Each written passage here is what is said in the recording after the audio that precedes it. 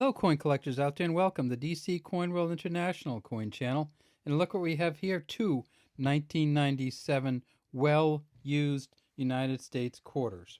And it's, of course, the Washington quarter, or the $1/4, or the 25-cent piece.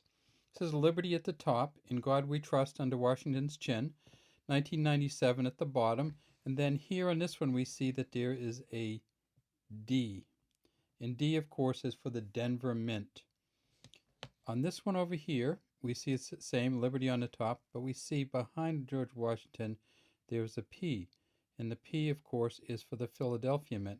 Now, sometimes you get these coins and they're so flattened out on the P's that you're not sure if it's a D, but this one's pretty clear. We see the tail coming down. So that's Philadelphia. That's Denver. And when you look at the two together, you see it's hard to confuse them if you have them both, because the D and the P are just different shapes. Let's see if we can hold them up in a way that, or blow them up in a way that you can see them both at the same time.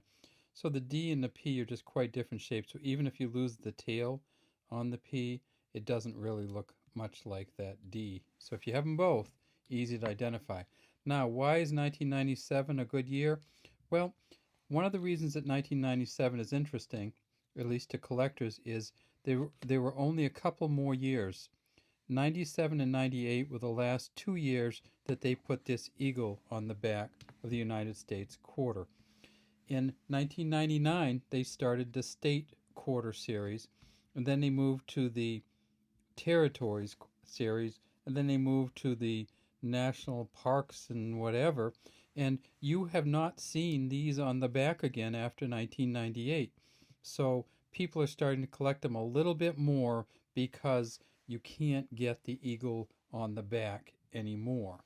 And who knows if they're ever going to come back. We thought that they were just going to do the 50 states, and then they decided to do the 50 states and the territories, and then they decided to do, these national parks and other national wonders. And now they're doing some great battle kind of things, and we're just not sure when these eagles are coming back. So let's look at the eagle. It says United States of America above the eagle, E pluribus unum right above his or her head. The eagle is standing, or hard telling what the eagle is doing. It's levitating above these olive branches down here, holding a shaft of arrows. And this shaft of arrows, actually, if you get a good version of this, it actually is tied up. And there's one of the ties right there between the eagle's claws down here at the bottom. This X is actually the tie to the shaft of arrows. And then you see the tail coming down below. Way down here it says $quarter. Now this design has been on this coin since the 30s. In fact, in 1932, the first coin with this design on the back and this design on the front came out. Those were the silver coins. They were 90% silver, and they made them from 1932 until 1964. Here's one of the silver ones here, the 64. In a way, it looks like you can tell the difference, but the real way to tell the difference is, there's two real ways to tell the difference. One is you tip it up and you see that there's no copper inside, because these are a copper nickel clad copper. So it's shiny, but inside is copper. And these are just 90% silver, and there is no copper in them at all. And if you want, you can actually weigh them. The silver ones weigh 6.25 grams, and the copper nickel clad copper weigh 5.67 grams. So there's about a 0.6 gram difference between the two. So if you're not sure if it's silver or not because it looks kind of weird, just put it on the scale, and if it weighs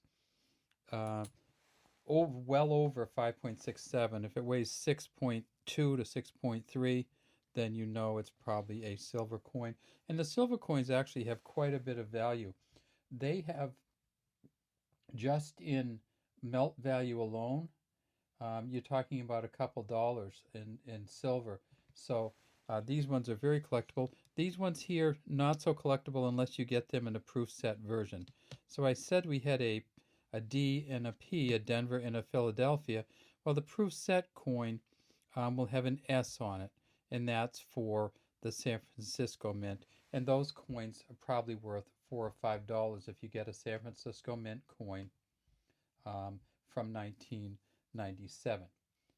There's also a number of error coins out there, and they go any. The ones that are really the most expensive are the ones where they put these on the wrong coin. So there's one out on eBay now for almost $500, where they put this on top of a U.S. nickel. So essentially, they took this die and stamped a nickel with it, and of course it doesn't fit, right? You only get some portion of it, and you can't even see the Liberty. You get like this much on the coin. So look at that one on eBay if you want. That's going to be an error coin worth a lot of money. There's also one where they have a number where they have chopped off the side. They call them clip errors, or clipped planchet errors, or sometimes they call them just clipped planchet, or chunks out of them, or whatever. So those ones are going to be expensive. These ones are not going to be expensive and probably never will be. What they did, because they knew they were changing from the eagle on the back to some of the other coins, and I'll show you one of the other coins.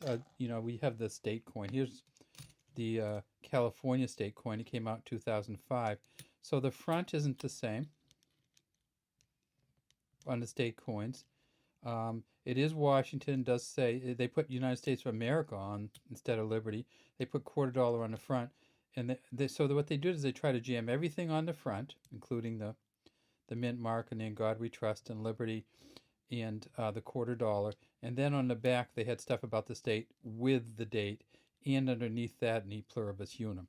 So this is what you see lately, all these images on the back, and you're not seeing this anymore, and we're not sure whether you ever will. All right, how many did they make? That's what people really ask all the time. And in 1997, at the Philadelphia Mint, they made 595 million, almost 596 million. And at the Denver Mint, they made about 600 million. So between the two mints, they made about 1.2 billion of these. And that's why they'll probably never be of any value, even though they're getting harder and harder to find.